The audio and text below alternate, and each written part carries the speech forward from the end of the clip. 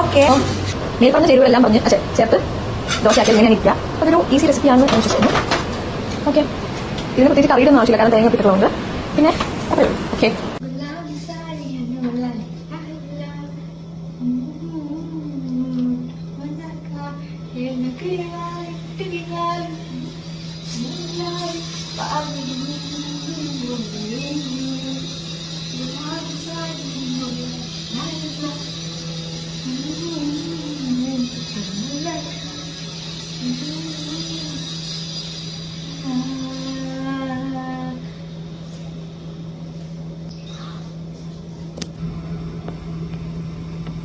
ഞങ്ങൾ കണ്ണനായി വന്നവൻ